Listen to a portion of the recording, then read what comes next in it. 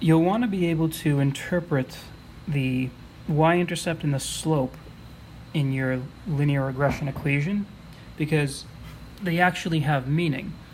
So,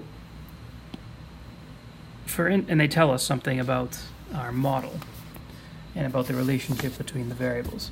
So, for instance, if you look at this relationship, this time we actually used words, which is often helpful. So the height here is representing the predicted height of a person.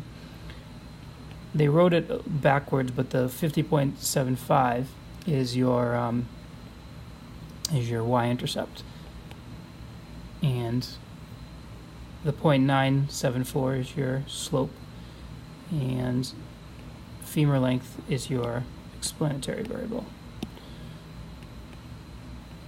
I wrote it spread out, but just to get you used to it.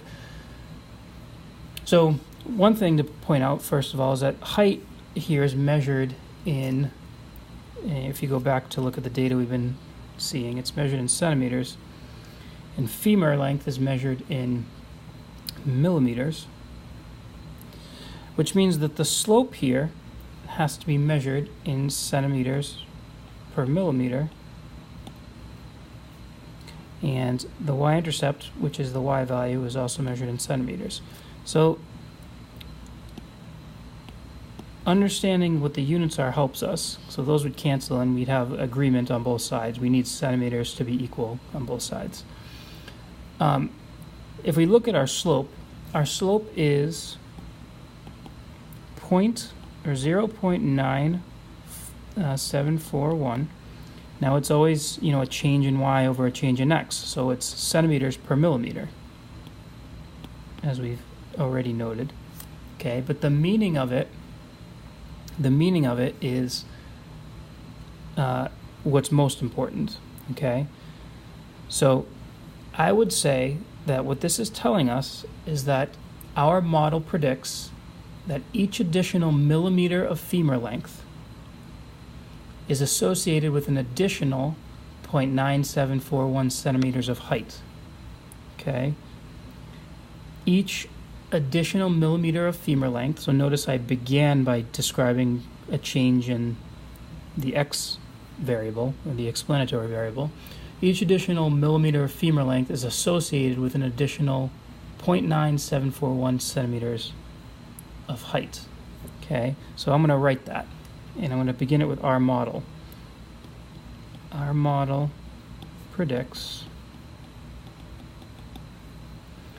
that each additional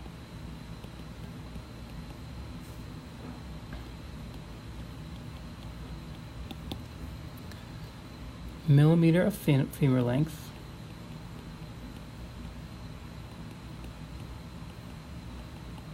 is associated with an additional 0.9741 centimeters of height. Okay, so notice we always describe a slope is always units of y per units of x, right? But you describe the relationship by focusing on, as you increase, or as there is an increase in your x variable, how does your y variable change? Okay. Now the y-intercept in our case here is 50.75 centimeters, and that would be the height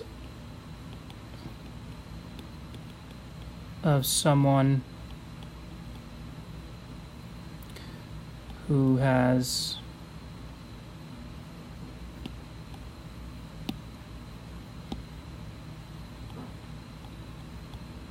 a femur length of 0. Now, because of course, if you plug 0 in for femur, that's how you're going to get the y-intercept. Now that makes no sense, right? Nobody has a femur that has literally 0 length.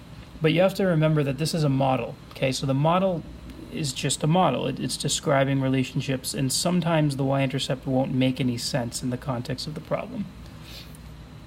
Okay, so this is a perfect case. The nobody has a femur length of 0, and to say that someone with a femur length of 0 has a height of 50.75 centimeters is just ridiculous. So I'll just indicate that the Y-intercept can be useful in our model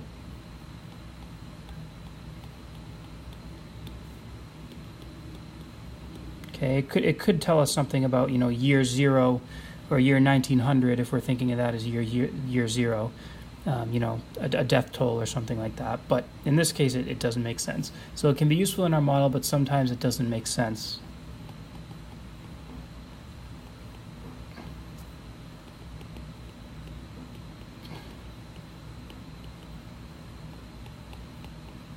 In the context of our problem.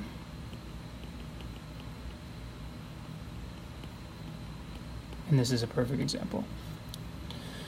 Okay, so you'll want to be able to describe the meaning of the slope and the Y-intercept if it actually makes sense.